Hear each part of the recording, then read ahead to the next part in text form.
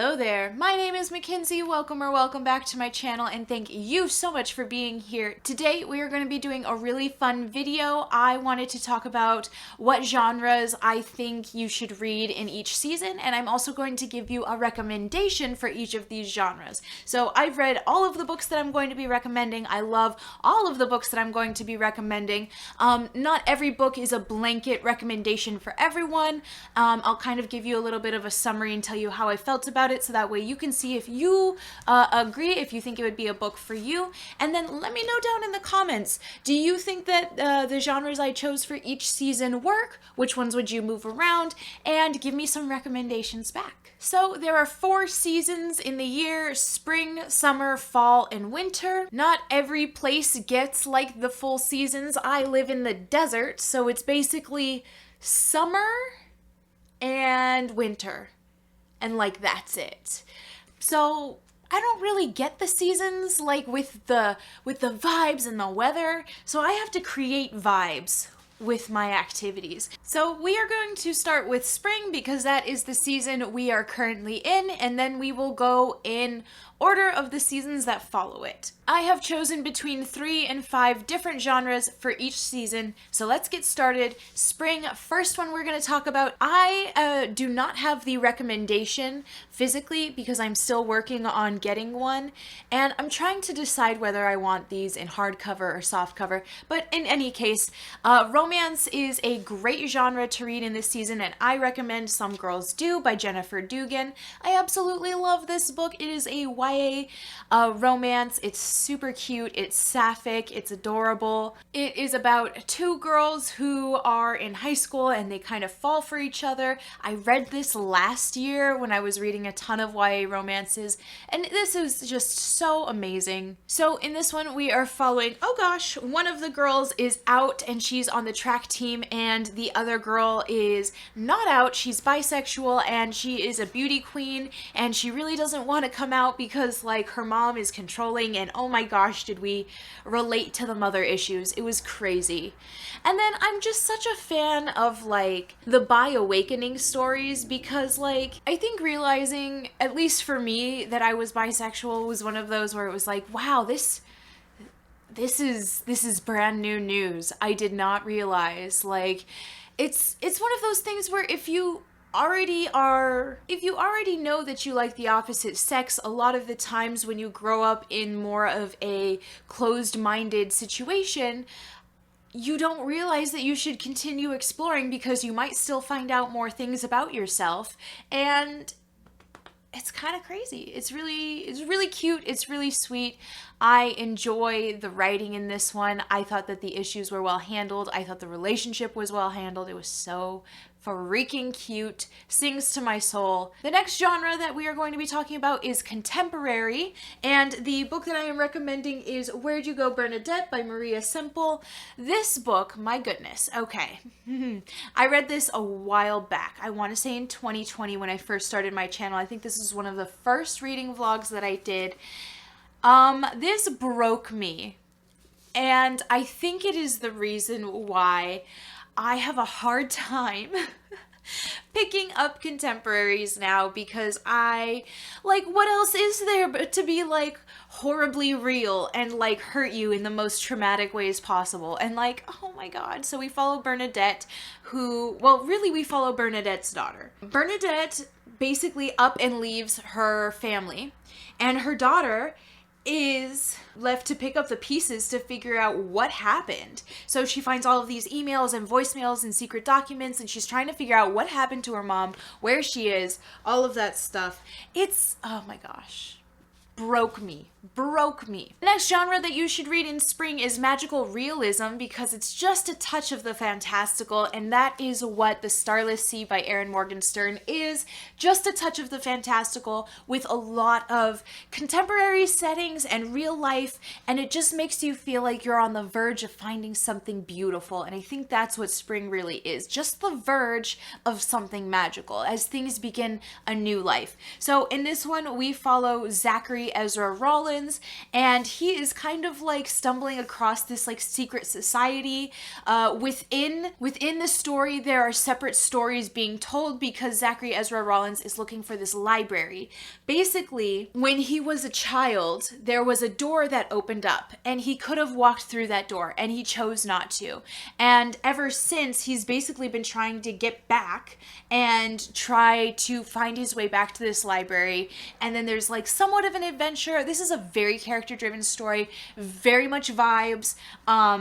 I don't recommend it to everyone, but if you are someone who just really likes character and vibes and just magic, this is what it is. It's just magic. It's great. I love it. I will never stop loving it. I want to give it a reread. And the last genre that I think you should read in spring is nonfiction because it is the beginning. Spring represents beginning, and nothing is better to begin than knowledge and the achieving of more of it. So I am recommending Hood Feminism, Notes from the Women That a Movement Forgot by Mikki, Kendall. I really enjoyed this work. It did a thing that I didn't realize needed happening, and it opened my mind to like interconnectedness between people and the intersections between what a person can be, because no one is one thing. And it was like one of those things where when I was reading it, I was like, oh yeah, duh. And then I would like sit and think in real life when I wasn't reading, and I'd be like, oh, duh. You know, it was just really nice and like kind of eye-opening, and I really enjoyed how a lot of things were touched on and a lot of things that you wouldn't realize are feminist issues. And basically the idea is that you can't call yourself a feminist or really anything like positive if you're not out here trying to change the world for the better for everyone. And that is super important, and I really enjoyed it, and I think it's really worth a read. All right, let's move on to summer. I have 5 genres I want to talk to you about that you should read in summer, or at least consider reading. First of all being adventure, because summer is hot, and summer is the time where everywhere looks beautiful, and it's nice to go outside and enjoy. So I am recommending Paola, Santiago, and the River of Tears. This is a middle grade. It's very, very fun. So basically we're following Paola, and she's kind of like a super science nerd, and her mom is like a bruja, which is like kind of like witchy, and she's grown up on like these fairy tales, and then she realizes that some of them are real, like La Llorona. And so she and her friends are like battling La Llorona because she's taking kids, and then they fall in with like some other kids who are like doing this whole like big adventure story, and it's so fun. And I think that middle grade is a great place for adventure because it feels fun. It's a very fun story, and it's fun to follow, and you're just there, and it's just a great time. I really enjoyed this. I have the second one, Paola, Santiago, and the Forest of Nightmares, and then the third one, I can't remember if it's out already or it'll be out soon this year, and I think there's only 3 of them. So I'm very excited to continue, and you should give it a try. The second genre in summer that I think you should read is fantasy. I love fantasy, and do you know how hard it was to pick a choice? Actually, it wasn't that hard, because The City of Brass, the Daevabad trilogy, is so amazing.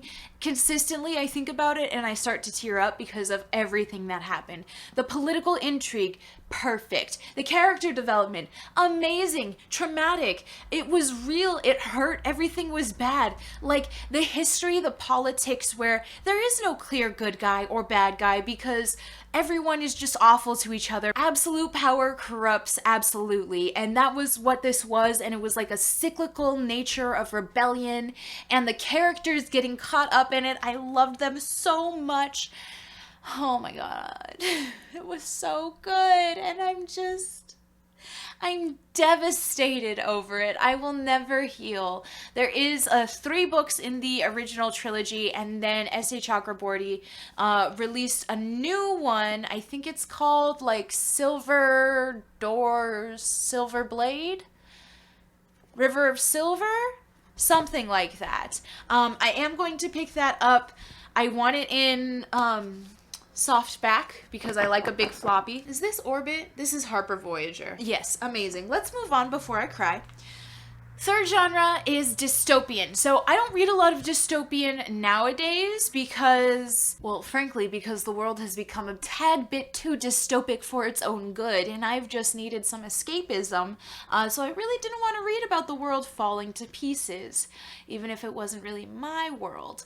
But nevertheless, and however, I do still want to recommend The Giver as a dystopian. Frequently, I do help at my job, and I help students with their reading assignments. The Giver is one that we had been going over for the last, I'd say, 2 months, and just going back over the story and helping them organize and analyze and go through and understand the meaning of all of these little things and kind of breaking it down really reminded me how intense the book was, and just how, when you just think about it, how just sad, like, and depressing, like, out of all the dystopians that I've read, like, 1984 was pretty traumatic, but I felt like a lot of it was the subtle horror of not seeing in color.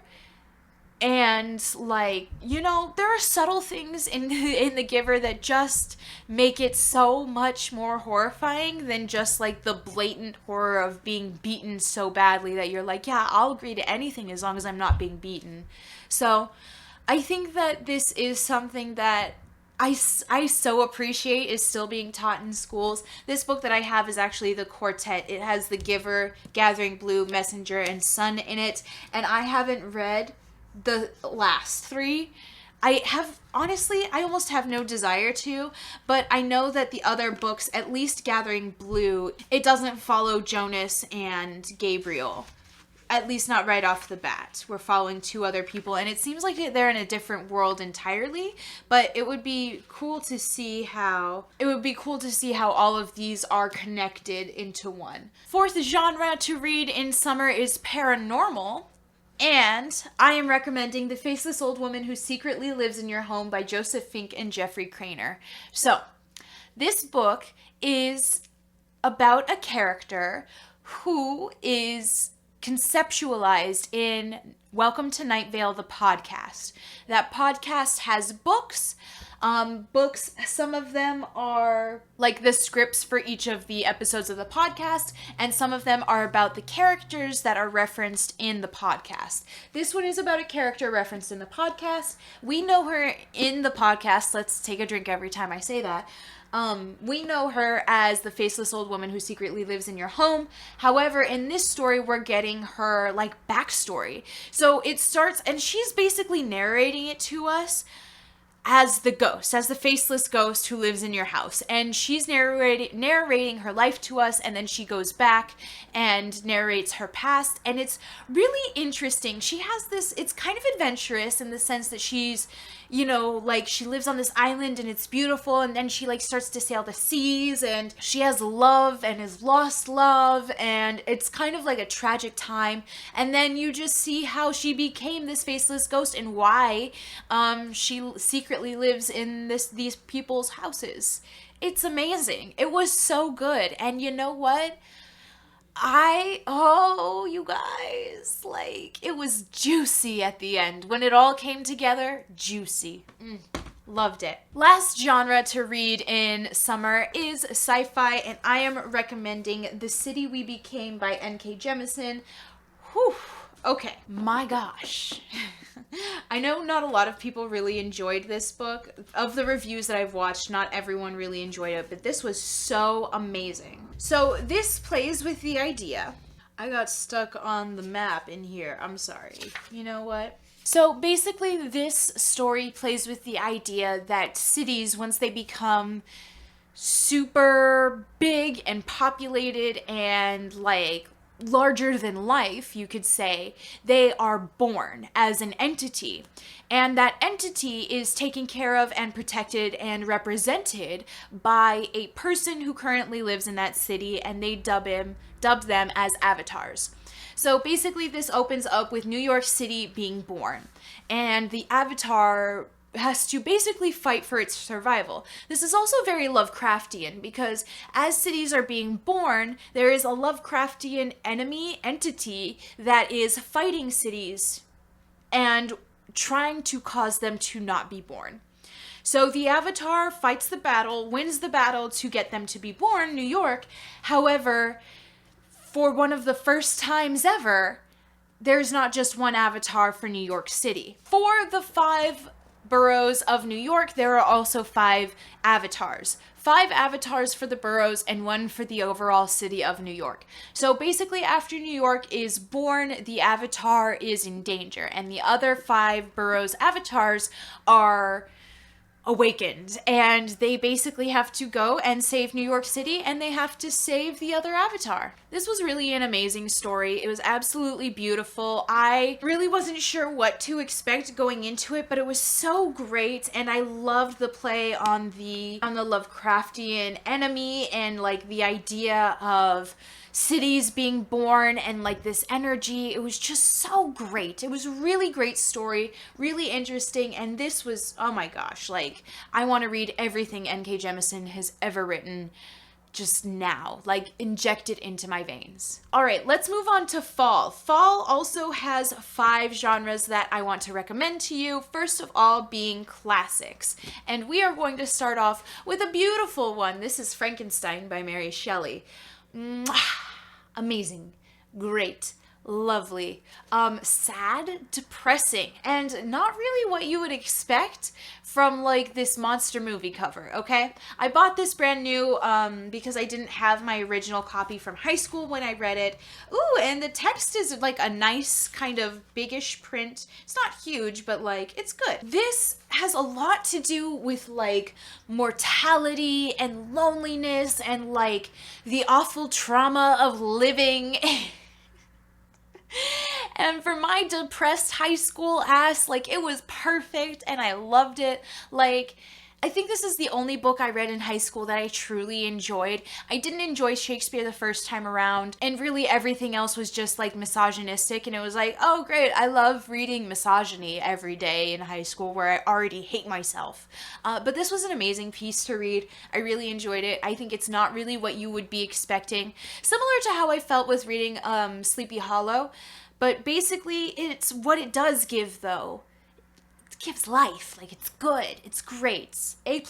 Amazing. Do I have to tell you what this is about? Basically, it's about Dr. Frankenstein, and he creates a monster, and the monster is like, Father, love me. And Victor Frankenstein is like, my creation.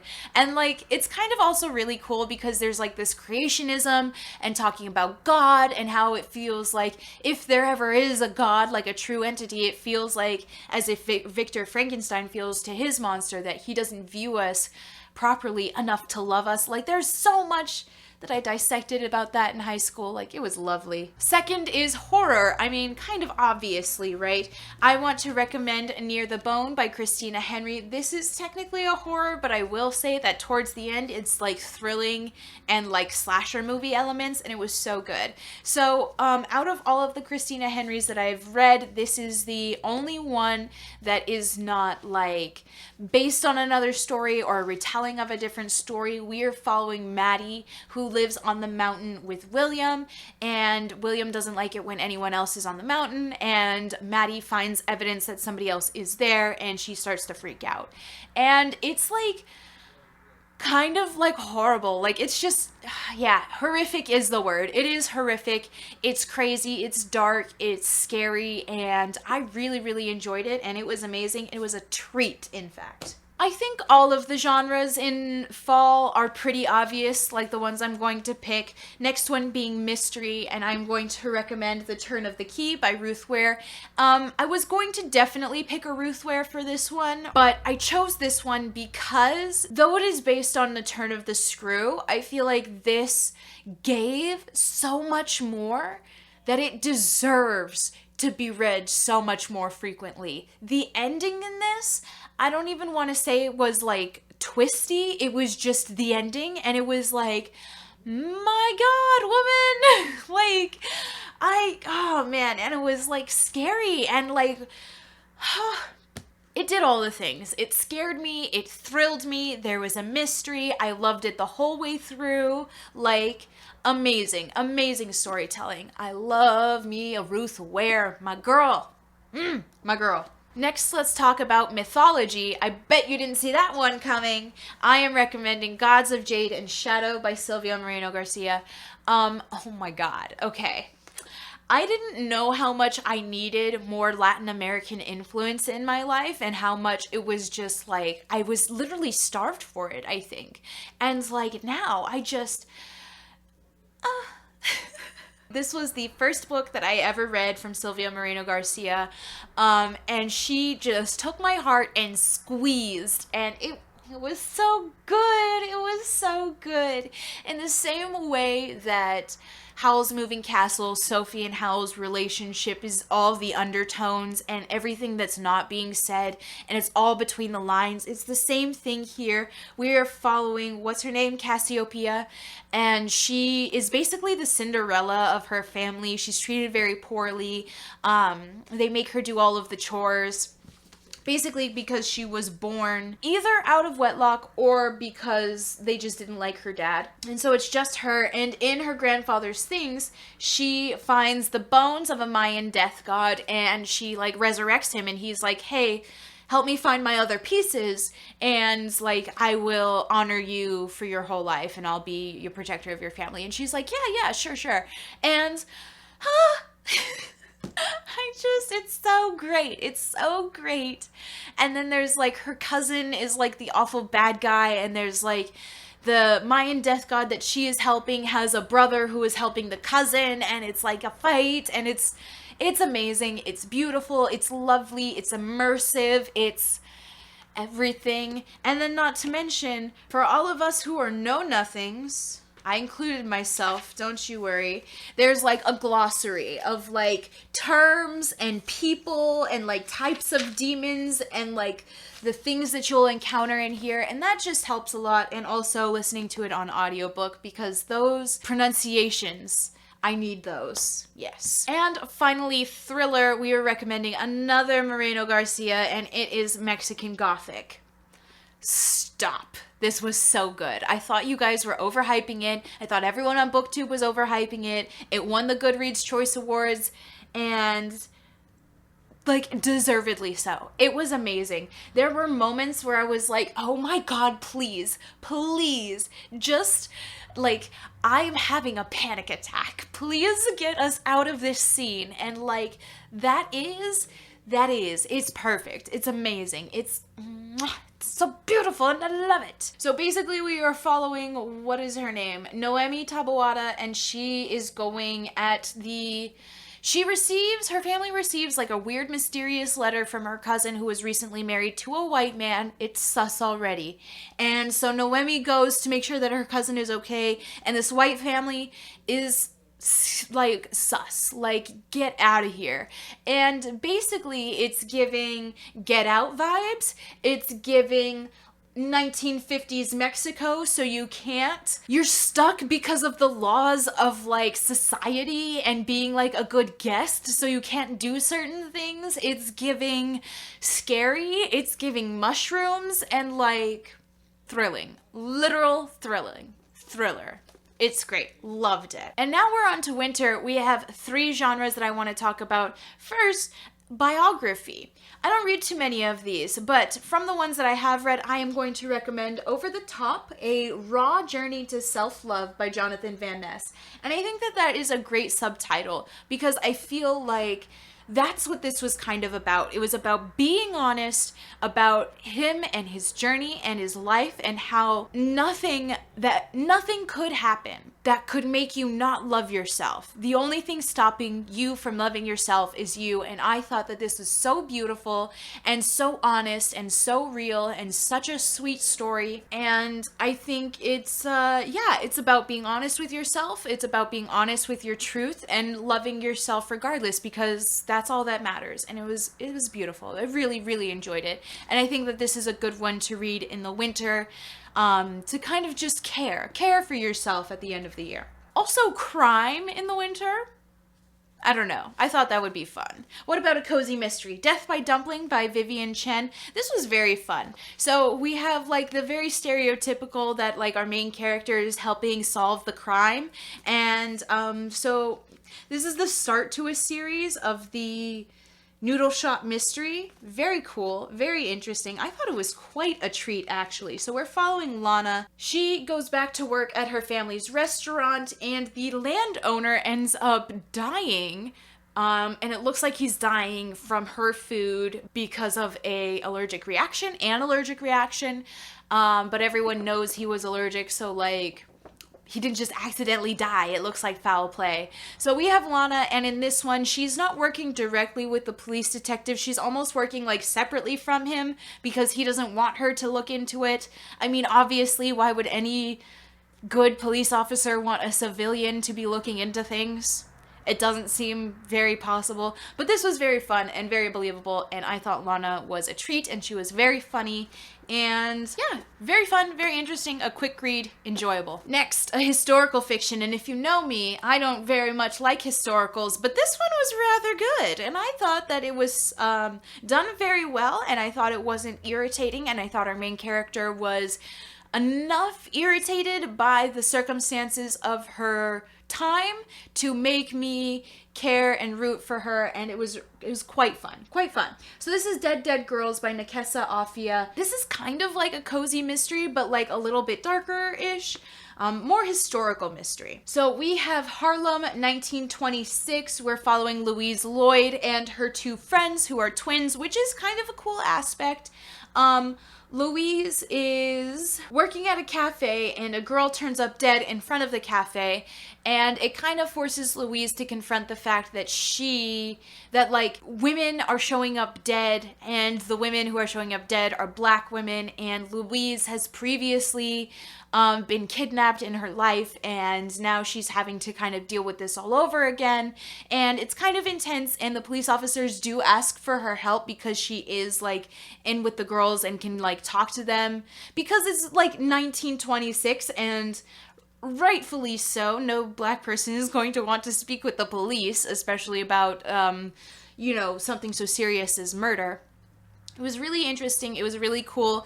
I didn't see all of the things coming that came, and it was really, really cool. So I do enjoy it. There is a series. It is a series. There is another book coming out, I believe, sometime later this year, and I will be picking it up because this was really good.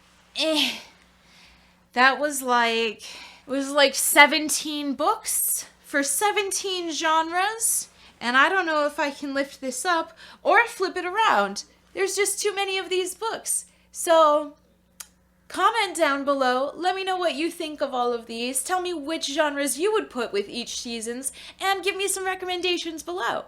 I hope you enjoyed this video. I hope you have a good rest of your day, and I hope to see you in the next one. Bye!